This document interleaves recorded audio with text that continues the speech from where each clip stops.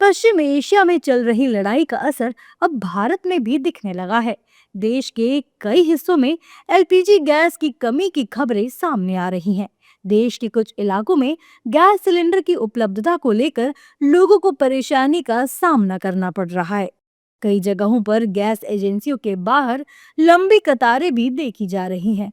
हालात को देखते हुए प्रधानमंत्री नरेंद्र मोदी ने पेट्रोलियम मंत्री हरदीप सिंह पुरी और विदेश मंत्री एस जयशंकर के साथ अहम बैठक कर समस्या के समाधान पर चर्चा की।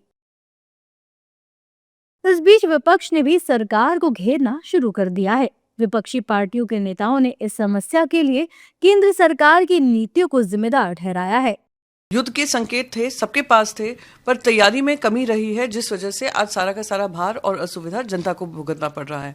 तो इस मीटिंग के माध्यम से क्या सॉल्यूशंस निकलेंगे मुझे नहीं पता है, पर क्योंकि देश के प्रधानमंत्री इसका पे प्राथमिकता दे रहे हैं, तो मैं उम्मीद करती हूँ कि मिनिस्टर्स विल इंश्योर कि जनता को किसी तरीके का दिक्कत ना हो। जो सरकार की पॉलिसी है, उन पॉलिसीज का नुकसान अब देश उठाना शुरू हो गया है। देश को एक सशक्त प्रधानमंत्री चाहिए, इतना लचर प्रधानमंत्री नहीं कि जिनको यही ना अंदाज हो कि उनके किस स्टेप से कितना बड़ा नुकसान होगा।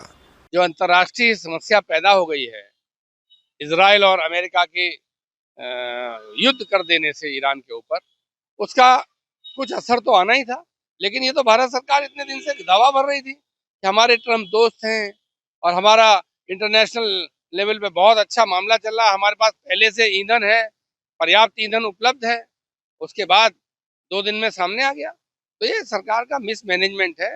उनको अपने जो संसाधन है, जो ईंधन है, इससे गैस है और ये सब चीजें हैं, इनको देश की जरूरतों को समझते हुए पर्याप्त इंतजाम करना चाहिए। एलपीजी गैस की संभावित कमी को लेकर आम लोगों में भी चिंता बढ़ने लगी है। अगर सप्लाई प्रभावित हुई तो रोजमर्रा की जिंदगी पर सीधा असर पड़ेगा।